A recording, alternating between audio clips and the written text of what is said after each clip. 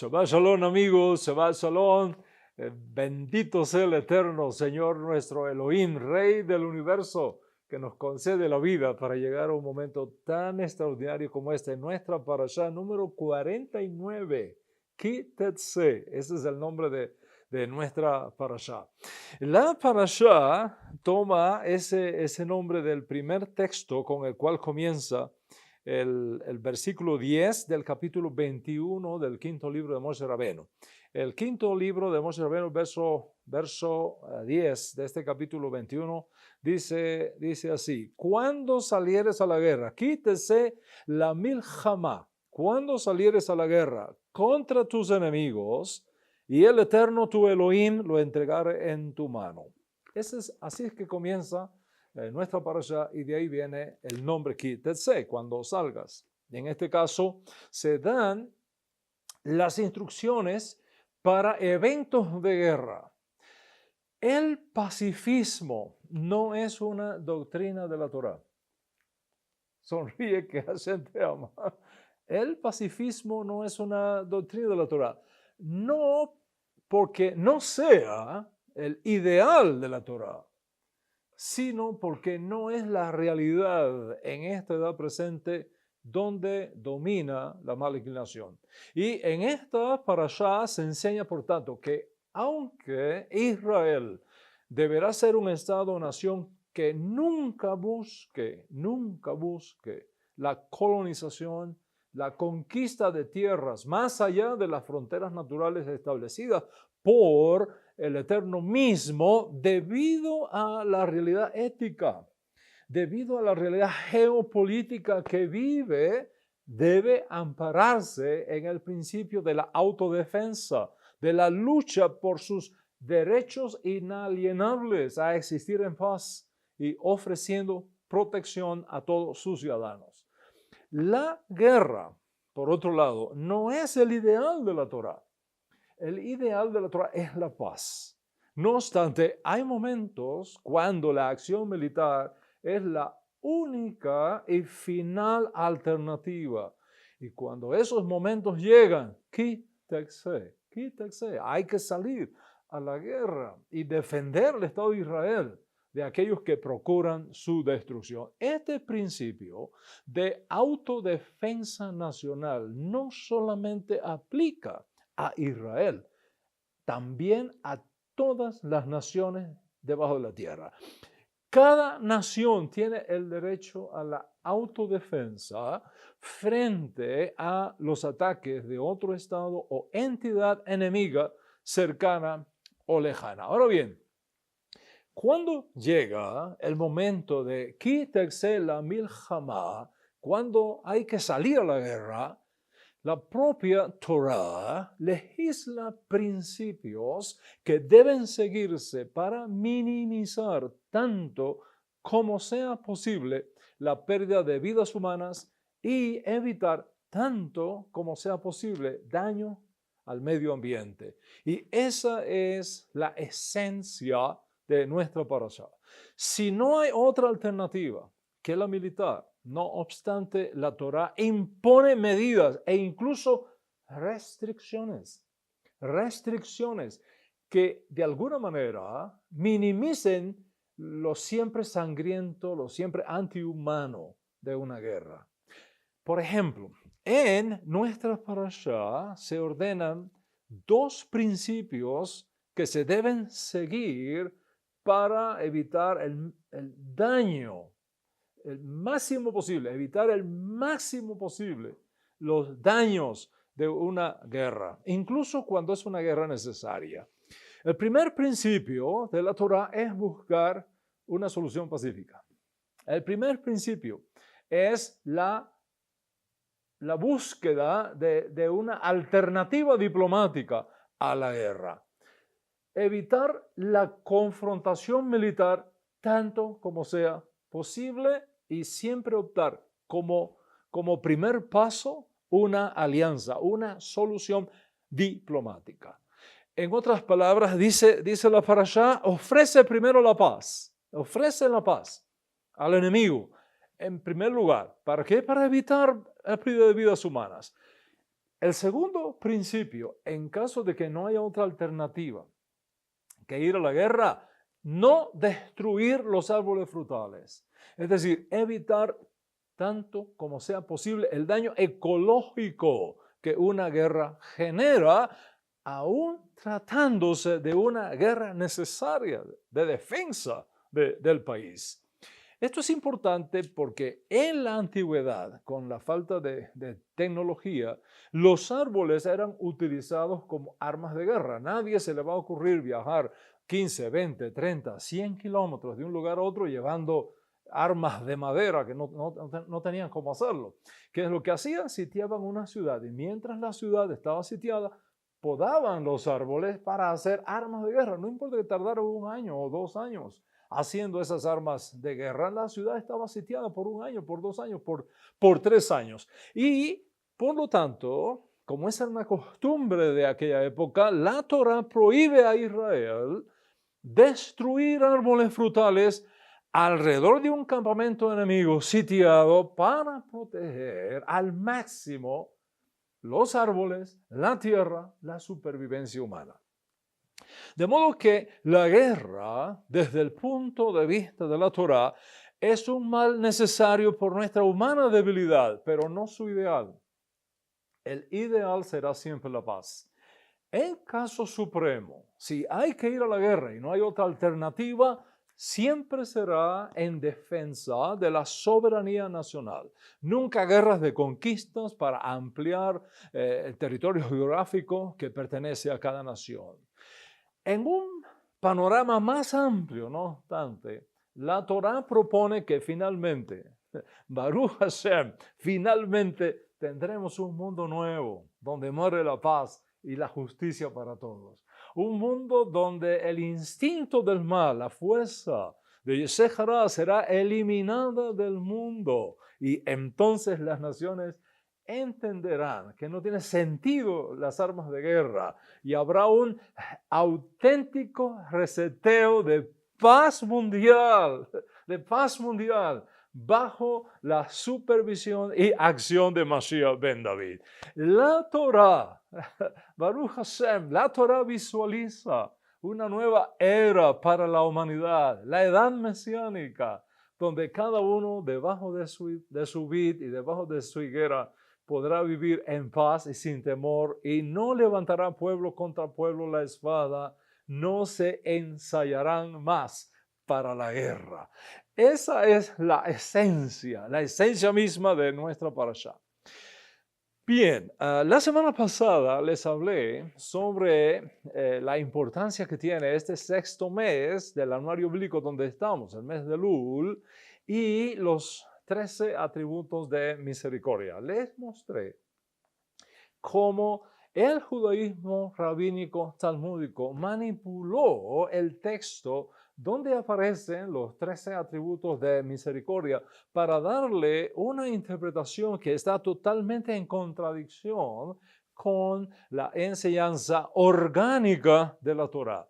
Y les expliqué además las diferentes categorías de pecado o infracciones de la ley que aparecen en la Torá.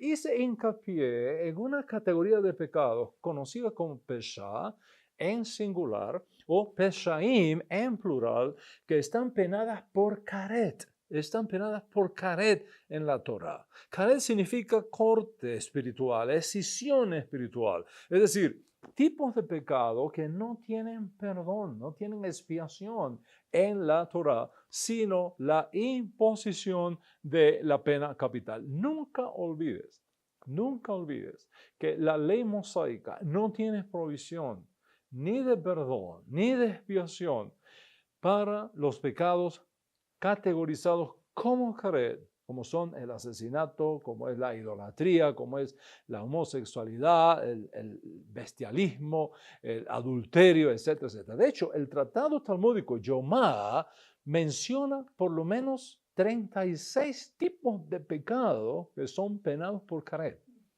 y que son penados por la pena capital. Por ejemplo, si alguien robaba un buey al vecino, la ley de Moisés establece que el ladrón debe devolver lo robado. Y además de eso, traer una ofrenda de expiación por su pecado. Y en base a su arrepentimiento, Dios Altísimo lo perdonaría de ese pecado.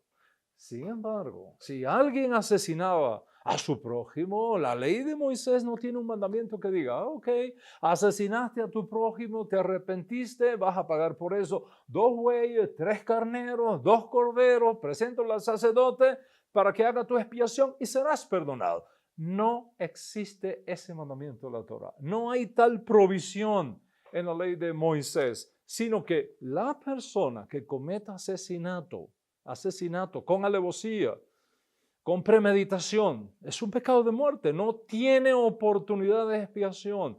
No solamente no tiene oportunidad de expiación en la ley de Moisés, no hay provisión de expiación para este tipo de pecados en la ley de Moisés, sino que esa persona, por cuanto es caret, corte del alma, de su raíz espiritual, esa persona no podrá entrar nunca en el mundo por venir. Es culpable de destrucción eterna, es caret, es corte del alma de su raíz espiritual.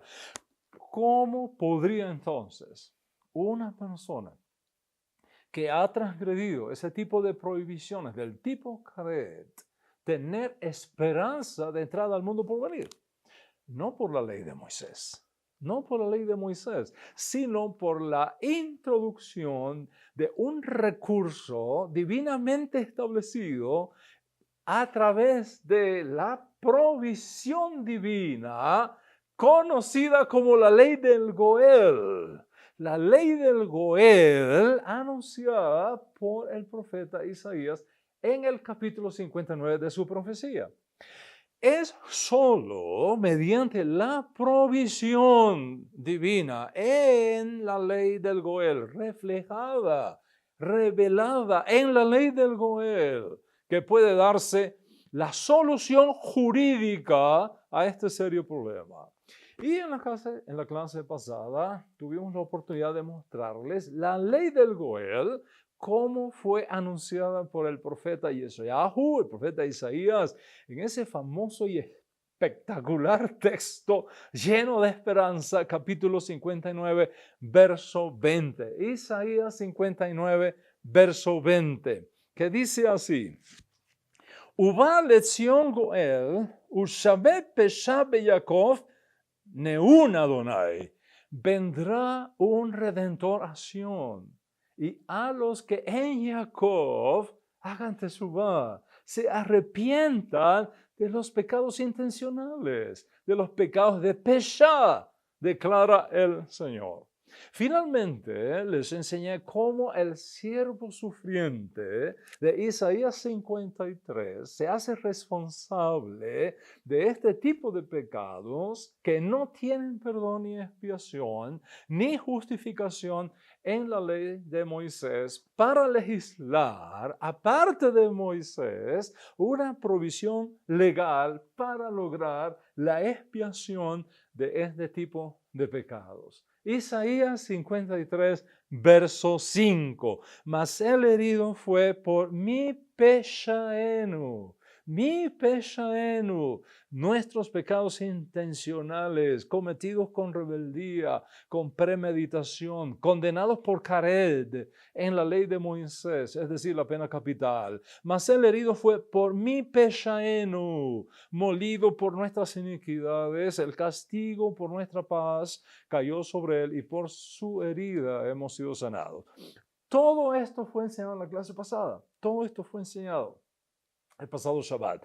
Y si por alguna razón no estuviste en esa clase, si por alguna razón no has visto aún esa clase, no des sueño a tus ojos, porque ya más de 15,000 personas han visto esa clase. Tú no puedes quedarte fuera. Tienes que ir a este canal y buscar la clase pasada con el título de Shoftim para que puedas tener todo el contenido, todo el importantísimo contenido teológico que fue expuesto en esa clase. Continuando con esa misma temática y suplicando la gracia y el favor divinos para tan sagrada tarea, a petición popular, Me propongo, con la ayuda del cielo, hablar del siervo sufriente de Isaías 53.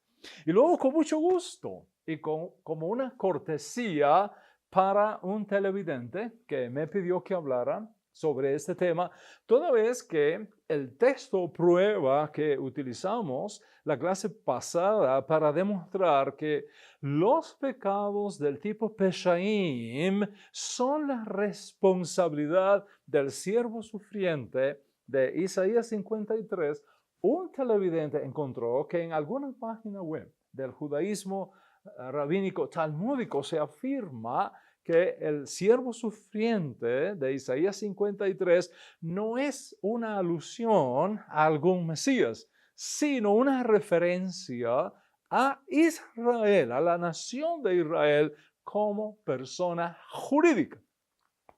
Y la razón expuesta por este televidente es válida.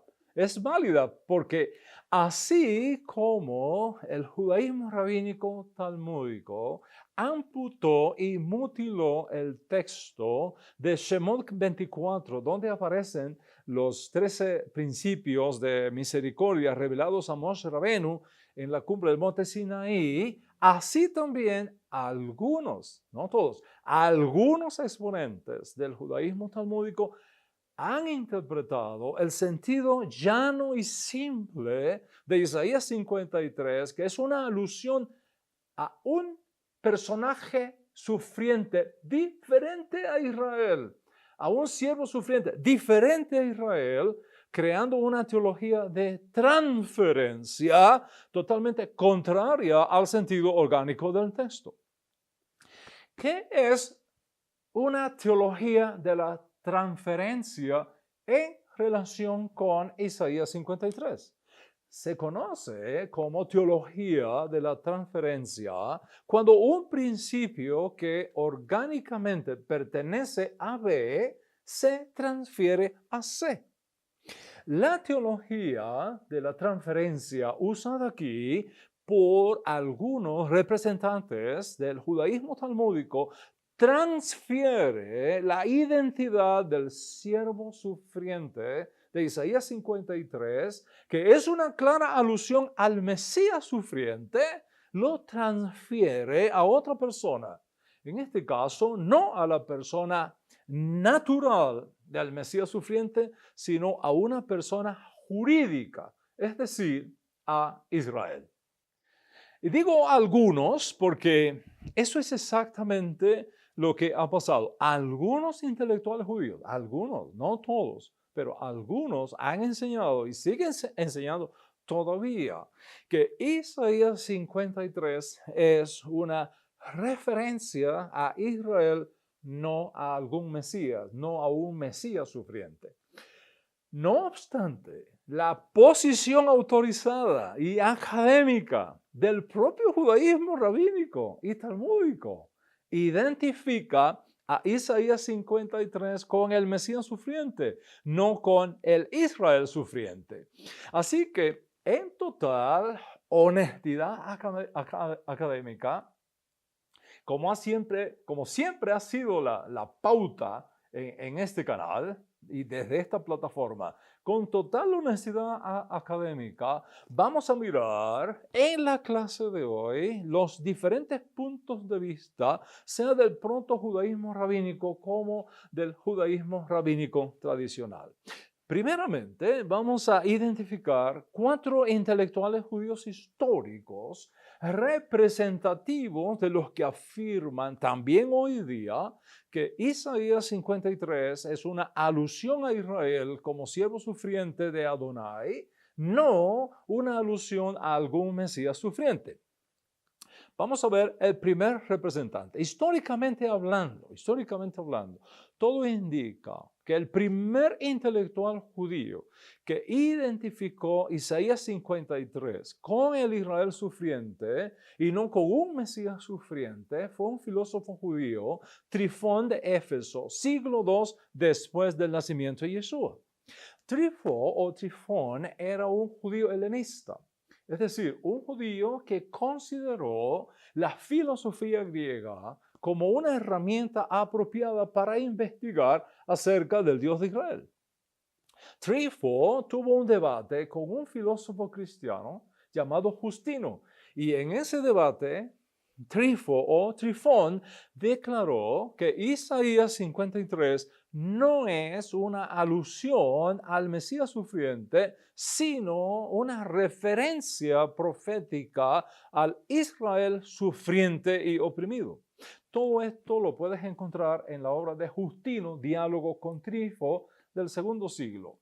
La obra fue escrita originalmente en griego y ha sido cuidadosamente traducida al inglés y a otras lenguas. Para entender la interpretación de Trypho de Isaías 53, en ese debate con ese filósofo cristiano, tienes que partir del principio de la apologética. Es decir, fue un debate apologético. Apologético significa casi como un estilo literario donde lo que priva es la defensa de la fe, ante la intención de otra parte por robarte esa fe. Vamos entonces a ponerle un poquito de contexto a ese debate de Trypho con Justino, porque si tú no tienes el contexto, no puedes entender bien la posición de Trypho, el primer intelectual judío que conozca, que haya interpretado Isaías 53 como una alusión a un Israel que sufre, no a un Mesías sufriente. Recuerda, y esto es parte del entorno, recuerda que para el siglo II, en los días de Trypho, recién los romanos habían destruido a Judea. Por tanto, no existía el Estado de Israel, no existía el Estado de Judea. Para el tiempo de Trypho, Jerusalén había sido arrasada por las huestes imperiales. El emperador romano de ese momento, Adriano, había casi literalmente borrado a Israel del mapa, incluso nombrado la tierra de Israel como Palestina. Y en esta segunda revuelta judía contra Roma, los años 132 al 134, lamentablemente empujada por el rabino Akiva, que cometió el gravísimo error de nombrar a Bar Kosiba, el Mesías de Israel, más de 500,000 de judíos murieron. Cerca de 580,000 judíos, mujeres, hombres, niños, ancianos, murieron aplastados por la maquinaria de guerra romana. La inmensa de la mayoría de los judíos sobrevivientes, no importa qué partido religioso pertenecieran, fueron llevados fuera de Israel, fueron expulsados de Judea. Teníamos prohibido incluso entrar en Judea. No podíamos entrar en lo que antiguamente había sido la ciudad de Jerusalén. Así que cuando se da el debate del filósofo cristiano Justino con el intelectual judío Trypho, 4 hechos importantes no pueden ser olvidados. Primero, las huestes romanas habían desmantelado el Estado judío. Segundo, las huestes romanas, las represalias romanas habían desmantelado el templo de Jerusalén, lo que quedó del templo de Jerusalén, los sacrificios, el sacerdocio, nada de eso existía. Tampoco existía desde el año 70, ¿ves? Pero lo que quedó del año 70 fue desmantelado. Las represalias romanas habían desmantelado el judaísmo indígena, fariseo, dentro de Israel, marcado por el fracaso del fallido Mesías Bar Kokhba. Y en cuarto lugar, esas mismas represalias romanas habían desmantelado también el judaísmo indígena nezarita. De estas 4 desmantelaciones, es un término un poco arcaico, pero a mí me gusta muchísimo ese término. De esas 4 desmantelaciones, las 2 últimas son críticamente importantes. En otras palabras, Como resultado de la victoria romana sobre la segunda revuelta judía contra el imperio, 132, 134 después de Yeshua, la represión social y religiosa iniciada por el emperador Adriano, la destrucción de lo que quedó de Jerusalén, su reemplazo con el nombre de una ciudad romana edificada sobre las ruinas de Jerusalén, que llamó ahora Aelia Capitalina, la prohibición de los judíos de vivir en ella, siquiera entrar en ella, no solo desmanteló el judaísmo rabínico fariseo, también desmanteló al judaísmo rabínico netzarita. Ni los judíos fariseos rabínicos, ni los judíos fariseos netzaritas podían vivir más en Jerusalén, ni en sus alrededores, ni en Judea. De modo tal que, como dijera Adriano, ni desde lejos pudieran contemplar a Jerusalén, ni desde lejos pudieran completar a Judea. Con estas medidas represivas de Adriano, el judaísmo se volvió clandestino prácticamente. Y en el caso de los netzaritas, es decir, los judíos que seguían a Moisés y seguían al Yeshua judío, también se desorganizó. También se fue a la clandestinidad.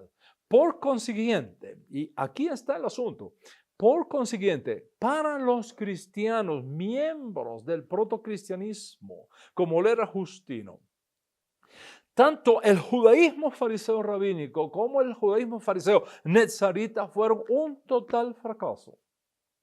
Y sus enseñanzas y sus prácticas fueron desacreditadas, vistas con prejuicios, vistas con suspicacia, incluso con resquemor y con total incredulidad.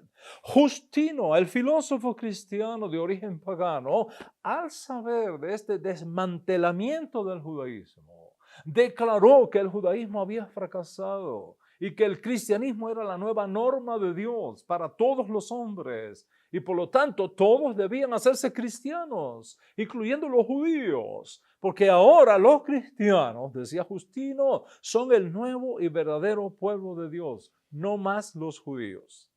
Está claro que Justino usó también la teología de la transferencia, en este caso tomando la identidad de Israel como pueblo orgánico de Hashem y transfiriendo esa identidad a un nuevo pueblo, en este caso el cristianismo. Al mismo tiempo, Justino enseñó que el desmantelamiento del judaísmo nezarita demostraba que ahora Dios ya no quería más la ley, ya no quería más las festividades, ya no quería más las prácticas y las costumbres preservadas en la Torá y en el pueblo judío, sino una cosa nueva y superior, el cristianismo.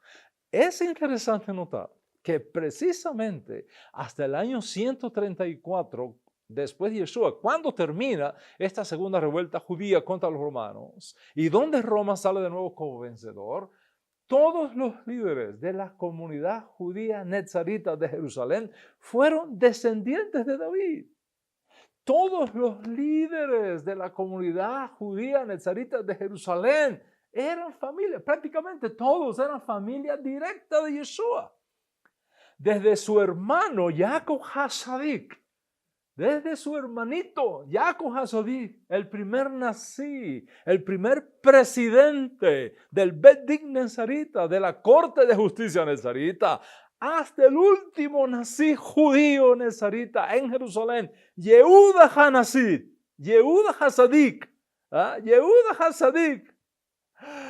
Todos fueron parientes de Yeshua. En este caso, Yehuda HaNazí, el líder, presidente, no Yehuda HaNazí, el de la Misná, 200 años más tarde. No. Yehuda HaNazí, Yehuda HaSadik, hermano, pariente de nuestro Rabbi Yeshua el Mesías. Entonces, piensa en la importancia histórica que esto tiene. Desde el año 30, con el nombramiento hecho por el propio Yeshua de su hermano Jacob como jefe supremo del movimiento nezarita, hasta el año 134 después de Yeshua, con Yehuda HaSadik, pariente de Yeshua, todos los líderes de la comunidad judía nezarita de Jerusalén y de Israel fueron judíos, descendientes de David, familiares de Yeshua. Es decir, toda la dinastía davídica en acción. A partir del año 135, con el aplastamiento romano de la segunda revuelta judía, tanto el judaísmo fariseo rabonita como el judaísmo fariseo nezarita, quedó todo eso desmantelado.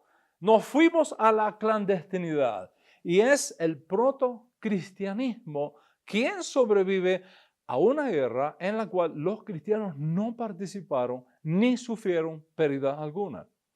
Es en el centro de esta realidad que Trifo, un intelectual judío, sobrevive a esa tragedia, se va al exilio y en el exilio, en la ciudad que tenía estatus de polis en el imperio, la ciudad de Éfeso, se encuentra con el filósofo cristiano Justino, con el cual debate sobre diversos temas mencionados en esa obra Diálogo con Trifo de Justino que te mencioné. Debes tener presente entonces que para esa época serias disputas existían entre ambos grupos, porque cada uno tenía la intención no del diálogo, sino de la conversión. En otras palabras, los cristianos estaban buscando la conversión de los judíos y que desapareciera el judaísmo. Y los judíos, cuando se daba el caso, como el de Trifo, por ejemplo, buscaban que los cristianos abandonaran el cristianismo, se circuncidaran y se hicieran judíos. O sea, ambos grupos interactuaban buscando que abandonaran sus partidos y se volvieran a sus propios grupos. En su obra, Diálogo con Trifo, Justino menciona que en la opinión de Trifo, la identidad del siervo sufriente de Isaías 53 es Israel, no el Mesías sufriente. Y esta es la primera vez en la historia, hasta donde podemos indagar, que un intelectual judío interpreta Isaías 53 como una referencia a un Israel sufriente, no a un Mesías sufriente. Para entender esa posición de Trifo entonces y su interpretación de Isaías 53 como una alusión a Israel, no a algún Mesías, hay que recordar que hizo esa declaración en un arranque de apologética.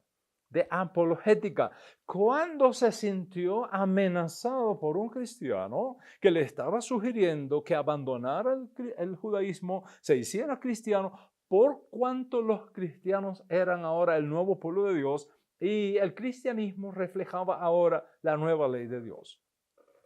¿Por qué es importante entender esto que llamo zona apologética o respuesta apologética? Porque todo lo que proviene de una respuesta o de una zona apologética nos fuerza a considerar que las versiones vertidas allí tienen un sentido totalmente diferente a cuando se debaten las ideas por el valor mismo de las ideas o cuando se debaten los textos por el valor mismo del texto que se está analizando. Así pues, tenemos la primera mención de Israel, no como una alusión al Mesías sufriente, sino como una alusión al Israel sufriente.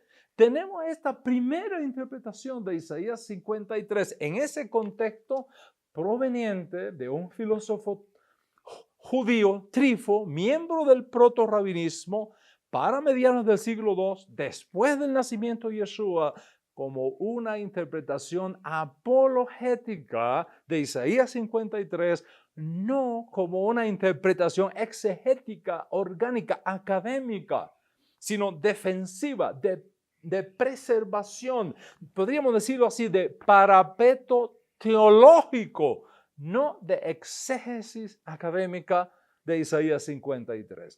De no haberse dado esa realidad, posiblemente Trifo nunca habría relacionado Isaías 53 con Israel sufriente. La segunda ocasión que un intelectual judío relaciona a Isaías 53 con Israel y no con algún Mesías sufriente proviene de otro debate esta vez del filósofo cristiano Orígenes en su obra Contra Celso.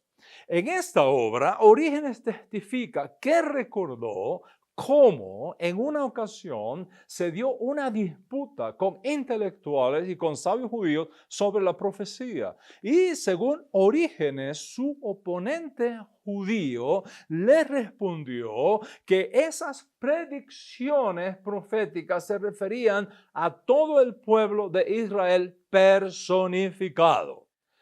Es decir, se toman los muchos y se sintetizan como un solo individuo, como una persona jurídica, ahora en estado de dispersión y sufrimiento.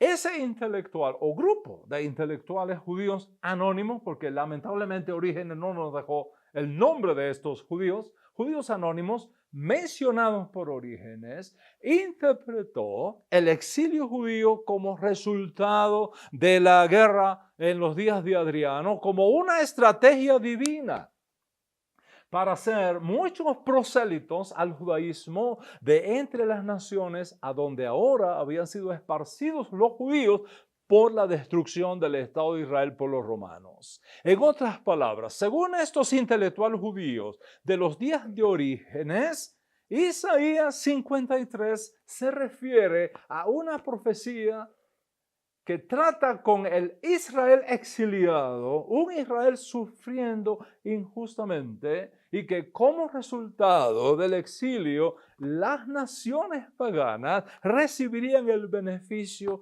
de la enseñanza judía del Dios uno y único de Israel. Lógicamente, cuando tú miras el contexto, esta afirmación de estos intelectuales judíos de los días de Orígenes en el siglo III, 100 años después de Trifo, también procede de una posición apologética, no exégesis académica, sino apologética. Y ya hemos dicho que lo que proviene de una respuesta apologética, de una zona apologética, nos fuerza a considerar que las opiniones versadas allí tienen un sentido totalmente diferente a cuando se debaten ideas por el valor mismo de las ideas o cuando se debaten ideas por el valor mismo del texto que se está analizando. La tercera ocasión en que aparece la teología de la transferencia en relación con la identidad orgánica del siervo sufriente de Isaías 53 nos viene por el gran y extraordinario comentarista judío francés Salomón de Troyes en Francia, conocido en la comunidad judía francesa como el rabí Shlomo Yishaki o Rashi, el famoso Rashi del siglo XI después del nacimiento de Yeshua. Para el tiempo de Rashi, el proto-rabinismo se había transformado en el judaísmo rabínico talmúdico y el proto-cristianismo se había convertido ya en el cristianismo histórico. Mira, todo lo que quieras saber sobre el proto-cristianismo y proto-judaísmo y la inmensa historia que existe en ambos cuerpos de teología, lo vas a aprender en el Centro de Estudios Hebraicos Dan Ben Abraham. Ahí lo vas a aprender. Disponible ahora mismo para todos aquellos que quieran profundizar en el estudio académico de las Escrituras hebreas y certificarse y diplomarse en estudios hebraicos. Rashi, en su comentario de Isaías 53, menciona también que la identidad del siervo sufriente en Isaías 53 es Israel, no el Mesías. Al estudiar a Rashi, debes recordar que la mayoría de las cosas que escribió sobre el Mesías también proviene de una zona apologética, más que exegética. Piensa en esto. Para el tiempo de Rashi, siglos XI y principios del siglo XII, tuvo lugar la primera cruzada del cristianismo, cuando los cristianos, por instrucciones del Papa Urbano II, se lanzaron a perseguir a los judíos en Alemania, en Francia. Para los cristianos, la conversión de los judíos era prácticamente una obsesión. Y al ver que los judíos no se hacían cristianos ni abandonaban el judaísmo por el cristianismo, declararon una guerra santa. Una guerra santa. ordenándose así la expulsión de los judíos, la expropiación de sus bienes y la masacre a los que se resistieran. Rashi vio a sus familiares masacrados, a sus amigos perecer masacrados a manos de los cristianos de aquella época. Rashi tuvo que huir por su vida. Y es dentro de ese contexto histórico que, interpretando apologéticamente a Isaías 53, identificó al siervo sufriente de Isaías 53 como una alusión a un Israel que está sufriendo en el exilio. Un Israel que sufre, no a un Mesías. Mucho menos al Cristo proclamado por los cristianos que estaban quemando sus sinagogas, que estaban quemando los libros judíos, que estaban masacrando a la comunidad judía en aquella época. Por tanto, la interpretación de Rashi de Isaías 53 no es orgánica, es más apologética. Y cuando te encuentras con interpretaciones apologéticas, tienes que abrir bien los oídos. Tienes que abrir bien los ojos para descubrir lo orgánico detrás de lo apologético. Recuerda que ya hemos dicho que todo lo que proviene de una zona apologética nos fuerza a considerar que las opiniones versadas allí tienen un sentido muy diferente a cuando se analizan ideas por el valor mismo de las ideas o cuando se analiza un texto por el valor exegético orgánico del texto. Hay un cuarto intelectual judío que interpretó también Isaías 53 como una referencia a Israel como el siervo sufriente de Hashem. Se trató de Nachmanides el Sefardí. Nachmanides, gran Nachmanides, el Sefardí del siglo XIII, después del nacimiento de Yeshua. En la España del siglo XIII, específicamente para el año 1263, el rey de Aragón aceptó un debate público entre un judío convertido al catolicismo y el rabino Nachmanides el Sefardí. Y luego de establecerse los asuntos para el debate, cuando llegó el tema de la identidad del siervo sufriente de Isaías 53, Nachmanides afirmó: en términos del verdadero significado de esa sección, solo habla del pueblo de Israel, al que los profetas suelen llamar Israel mi siervo o Jacob mi siervo. Todo esto lo puedes encontrar con muy buena traducción, sea del latín o del hebreo, y léelo por ti mismo. Está clarísimo, por un lado, que la valentía de Nachmanides de enfrentar al converso al cristianismo, Pablo Cristiani, que tenía todo el apoyo de la realeza católica del imperio español de esa época, esa valentía de Nachmanides fue impresionante. Porque para ese tiempo los judíos vivíamos en un total aprieto religioso por parte de la iglesia. Imagínate, Rabanit, que las sinagogas tenían que aceptar que sacerdotes católicos visitaran la sinagoga el día de Shabbat y les enseñara cristianismo. Entonces, imagínate, el acoso religioso era inmenso, el peligro era inminente. El tribunal de la Inquisición estaba en acción. Y con la mira de responder al tema de Jesús como el Dios de los cristianos, Nachmanides afirmó que Isaías 53 era una referencia a Israel, no el anuncio del sufrimiento de algún Mesías. Para Nachmanides, el Mesías no había venido aún. ¿Por qué? Porque, decía él, el Mesías debe traer una era de paz. Y no estamos viendo eso, decía Nachmanides en el debate. El Mesías tiene que traer una era de paz universal, de justicia universal. Y eso distaba mucho de ser la realidad en el mundo de aquella época. Si Jesús es el Mesías, argumentó Nachmanides en el debate, ¿cómo explicar que desde los propios días de Jesús el mundo sigue en violencia e injusticia, entre los cuales los propios cristianos son los más belicosos y los más temibles?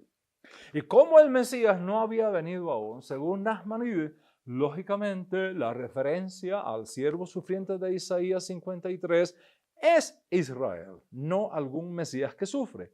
Es obvio, es obvio. La interpretación de Nachmanides, del siervo sufriente de Isaías 53, es más apologética que académica, porque de haber aceptado que Isaías 53 era una referencia al Mesías sufriente, Nachmanides le habría dado la razón a todos aquellos que buscaban su conversión al cristianismo. Le había dado la razón a la iglesia para que siguiera persiguiendo a los judíos y convirtiéndolos al cristianismo. Fue, por tanto, una respuesta apologética debido a las circunstancias específicas que vivió Nachmanides. Y ya hemos dicho que todo lo que proviene de una zona apologética nos fuerza a considerar que las versiones expresadas allí tienen un sentido totalmente diferente a cuando se debaten ideas por el valor mismo de las ideas o cuando se debaten textos bíblicos por el valor mismo del texto bíblico. En otras palabras, cuando un intérprete da a un texto una interpretación dada proveniente de un ambiente de controversia, cuando se le da a un texto una interpretación proveniente de un ambiente de polémica, donde se ve forzado a tomar posiciones apologéticas, no se aprecian las cosas académicamente, sino que la tendencia es de retórica unilateral con mira de defenderme del ataque. Y cuando eso sucede, entonces tenemos una visión de túnel. Vemos las cosas solo blanco y negro y nos privamos de la enorme riqueza académica que está en el texto, que está del lado del texto y que está detrás del texto. Ahora, ¿qué descubrimos? ¿Qué descubrimos cuando excluimos las interpretaciones apologéticas de Trífo, de los anónimos judíos mencionados por Orígenes y luego de Rashi y Nachmanides, siglo II, III, XI y XIII, respectivamente, todas las cuales vienen de zonas apologéticas cargadas de controversias? Lo que descubrimos es simplemente espectacular, espectacular. Y eso es precisamente lo que vamos a estudiar, pero será ya la próxima semana, porque nuestro tiempo ahora ha concluido. No te podrás perder para nada del mundo la próxima clase sobre Isaías 53. Piensa ahora en esto.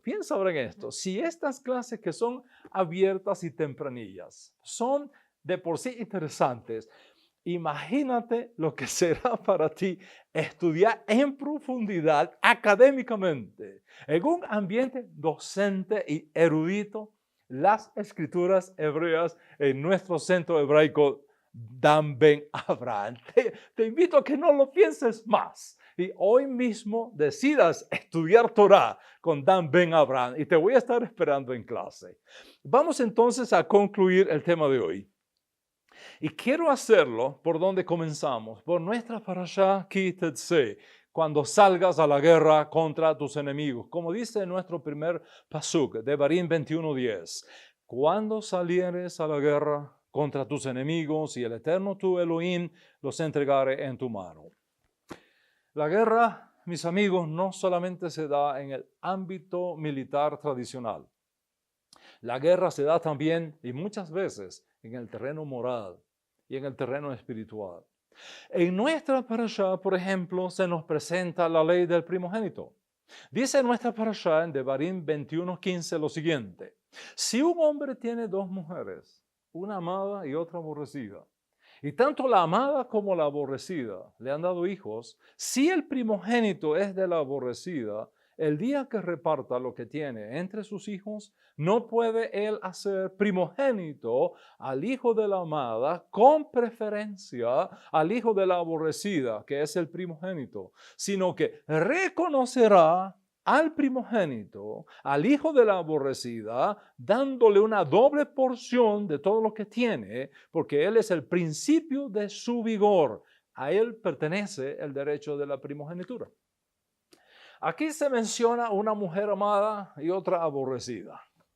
Bueno, designar a una mujer como aborrecida suena espurio al hombre moderno y tiene toda la razón del mundo.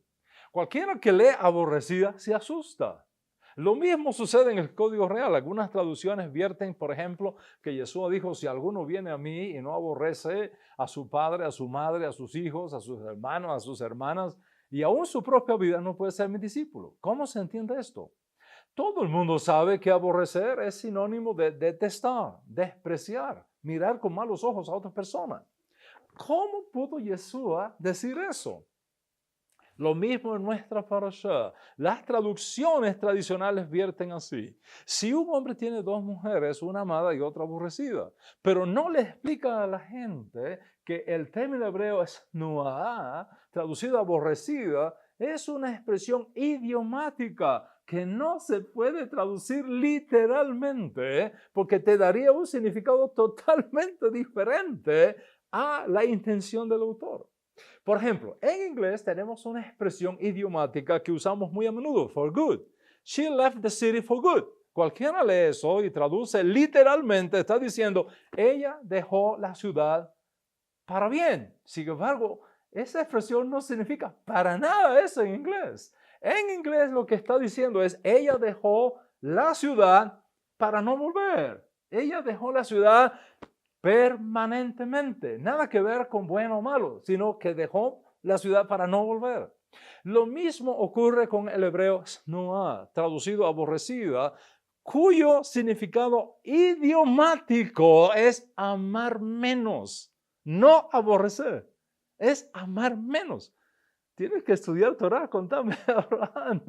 Es amar menos. Por lo tanto, la traducción real de Lucas 14:26 es la correcta, lo que traduce el Código Real. Mira, versiones tradicionales sobre Lucas 14:26. Si alguno viene a mí y no aborrece a su padre y a su madre, a su mujer, a sus hijos, a sus hermanas y hermanas, y aún su propia vida, no puede ser mi discípulo. ¿Cómo traduce el Código Real Hillel 14:26? Dice así, si alguno viene a mí y no me ama más que a su padre y madre, y mujer e hijos, hermanos y hermanas, y aún más también que su propia vida, no puede ser mi talmid. En big difference, total diferencia. En nuestra parashá, lo que el texto realmente nos dice es lo siguiente. Si un hombre tiene dos mujeres, una la más amada y la otra la menos amada, y tiene la amada con la menos amada, y ambas le han dado hijos, si el primogénito es de la menos amada, el día que reparta todo lo que tiene entre sus hijos, no puede él hacer primogénito al hijo de la amada con preferencia al hijo de la menos amada, dándole una doble porción de todo lo que tiene, porque él, el primogénito de la menos amada, es el primogénito, es el principio de su vigor, a él pertenece la primogenitura. En otras palabras, la Torah es pro mujer, defender siempre a la mujer, proteger siempre a la mujer, incluso en las peores condiciones, como en el caso de la costumbre antigua de un hombre con dos esposas, una de las cuales es la favorita y la otra amada también, pero no tanto como la favorita. Dice la Torah que ni aun en esos casos el hijo de la menos amada podrá ser despojado de su derecho a la primogenitura, vindicando así la justicia ética en relación con la mujer y sus derechos como mujer e incluso los derechos legítimos de sus hijos. ¿A dónde quiero llegar con estas cosas? ¿A dónde quiero llegar? ¿Cuál es el davar del asunto que deseo mostrarte cuando trato el tema de la primogenitura? Piensa en esto. Jacob vino, tuvo dos esposas. Tuvo dos esposas. La Torah dice que amó a las dos, pero amó más a Rachel que a Lea. Pero Lea fue quien le dio su primer hijo, no Raquel. Lea fue la menos amada, fue la que le dio el primer hijo, Rubén, a quien Jacob se refiere más tarde como el primogénito de su fuerza. Y sin embargo, leyendo posteriormente la Torá, nos dice que el derecho de primogenitura que perteneció al hijo de Lea, la menos amada, pasó eventualmente a Joseph, el hijo de la más amada. ¿Cómo entendemos esto? La respuesta nos la da la propia Torá. ¿Por qué? Porque la Torá nos dice que Rubén pecó contra su padre Jacob, teniendo relaciones íntimas con una de sus concubinas, como documenta Génesis 49, 3 y 4. En Bereshit, capítulo 49, 3 y 4, leemos lo siguiente.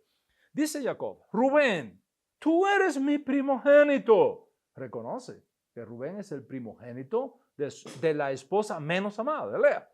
Rubén, tú eres mi primogénito, mi fuerza, el principio de mi vigor, prominente en dignidad, prominente en poder, incontrolable como el agua. No tendrás preeminencia porque subiste a la cama de tu padre y la profanaste.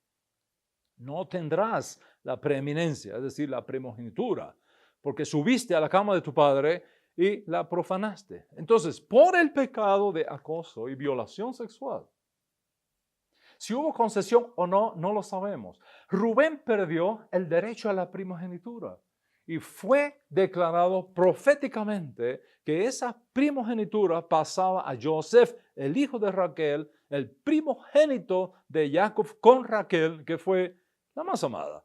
En Primera de Crónicas, capítulo 5, verso 1, está escrito, y los hijos de Rubén, el primogénito de Israel, y ahora viene la aclaración, porque él era el primogénito, mas como profanó la cama de su padre, sus derechos de primogenitura fueron dados a los hijos de Joseph, hijo de Israel, de modo que no está inscrito en la genealogía conforme a los derechos de primogenitura. Así que Jacob tomó el Bejor, el derecho del primogénito, y lo pasó al hijo primogénito con su esposa Rachel, el amor de su vida, por el pecado de Rubén, su primogénito biológico. ¿Qué significa esto? Esto significa que el hecho de nacer Bejor, biológicamente hablando, no significa que el cielo quiera necesariamente que siga siendo el Bejor. Porque así como la divina providencia dispone que alguien nazca Bejor, también puede disponer que alguien pierda el Bejor si no cuida la dignidad y lo preserva. Y esto es lo que sucedió a todos los Bejorim, a todos los primogénitos en el monte Sinaí, luego del incidente del becerro de oro. Cuando Moshe Rabenu desciende del monte Sinaí, habiendo escuchado la revelación de los 13 atributos de misericordia. Cuando Moshe bajó del monte y llegó al campamento y vio el desastre que estaba ocurriendo, gritó, quien esté de parte de Hashem, que se junte conmigo. Quien esté de parte de Hashem, que se junte conmigo. Ninguno de los primogénitos subieron a unirse a Moshe Rabenu. Ninguno de los primogénitos subieron a unirse a Moshe Rabenu. Y todos, absolutamente todos, perdieron la primogenitura ese día.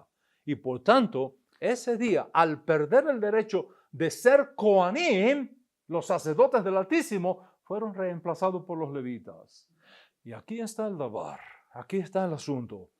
En términos proféticos, toda la nación judía, todo Yehudí se llama también Bejor, primogénito. Moshe Rabenu le dijo en nombre de Hashem al faraón en sus días, Israel es mi hijo, mi Bejor, mi primogénito. Deja ir a mi primogénito, deja ir a mi hijo para que me sirva. Y más tarde Hashem le envió a todos los Israel esta propuesta, como está documentada en Shemot 19. Y vosotros seréis para mí un reino de sacerdote y una nación santa. Estas serán las palabras que vas a decir a los hijos de Israel. Yo quiero que ustedes sean para mí Mamlechet Kohanim, Mamlechet Kohanim, reino de sacerdotes. Así pues, Israel como nación tiene el derecho de Bejor, tiene el derecho de Bejor. Y a toda la nación hebrea se le llama Bejor de Elohim. Y como Bejor de Elohim tiene el derecho a la primogenitura. Tiene el derecho de ser Mamlechet Kohanim, nación de sacerdotes. En otras palabras, es un potencial que todo judío debe cumplir en cualquier generación. ¿Y cómo lo cumplimos? Cuando escuchamos a Dios decirnos, el que esté conmigo, que se una a mí, como dijo Moshe Rabenu al pueblo de Israel en sus días. Cada vez que Hashem proclama, el que esté conmigo, que se una a mí, lo hace en un contexto de crisis social enorme, que demanda una respuesta y una posición radical. Moshe le dijo de parte de Dios Altísimo, en medio de una crisis enorme, la crisis del becerro de oro. Josué se lo dijo a los hijos de Israel también en una enorme crisis cultural de confrontación con el paganismo de los Baales de Canaán. Escogeos hoy a quién sirváis. Isaías lo escuchó también en sus días cuando dijo, yo oí la voz del Señor que decía, ¿a quién enviaré? ¿Y quién irá por nosotros? Y nuestra generación no es la excepción. Posiblemente, más que en todas las previas, el Eterno está diciendo hoy también, ¿quién está conmigo? ¿Quién está conmigo? ¿Quién está de mi parte? Dios Altísimo sigue diciendo hoy día más que nunca antes, ¿quién está conmigo? Que venga, que se ponga a mi lado. La gran diferencia entre los que oyeron la primera vez la voz del Altísimo gritando con Moshe, quien esté de parte de Hashem, que se junte conmigo, y nosotros, la última generación, es que los de la primera generación pudieron escuchar a Moshe Rabenu, pudieron ver a Moshe Rabenu, pero nosotros no lo podemos ver, solo podemos escucharlo. ¿Cómo saber entonces que Dios Altísimo está demandando de nuevo en nuestra generación que quien esté con Hashem se junte con él? ¿Cómo podemos estar seguros que el Eterno está llamándonos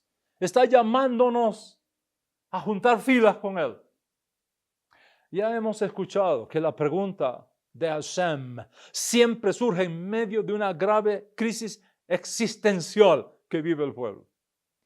Y para ninguno de nosotros es un secreto que desde el comienzo de este milenio las cosas han cambiado radicalmente en el mundo. En la fiesta de Sukkot del 2001, aquí en Davie, Florida, proclamé a las naciones que el mundo ya no sería más igual al que ahora conocíamos. Quedó grabado en audio, quedó grabado en video, pero más aún, quedó grabada en el corazón y en la neshama de todos los que la escucharon. 20 años después, aquella declaración demostró ser totalmente cierta. Los acontecimientos que han ocurrido y los que continúan dándose día a día desde entonces, cada vez con mayor rapidez, están obligando a la gente a definirse, sobre todo en los asuntos éticos y morales. Hay una agenda globalista que está imponiendo sobre la humanidad cambios radicales en nuestro concepto judeocristiano de familia, de sexualidad, de identidad humana, de país, de frontera, de nacionalidad, de paternidad, de maternidad, de childhood, de femineidad, de varolinidad, de género, de justicia, de biología humana, de genética humana, de gobierno humano, de democracia, de derechos humanos, de concepción humana, de todo esto y mucho más, está siendo desafiado, cuestionado, disputado, incluso combatido e impugnado por los representantes de una agenda globalista mundial.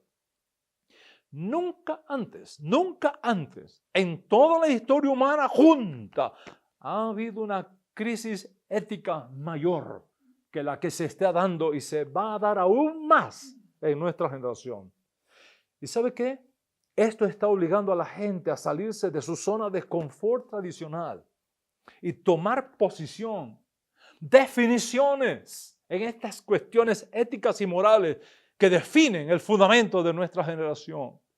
Y Dios Altísimo está permitiendo todo esto para que se definan de una vez y por todas.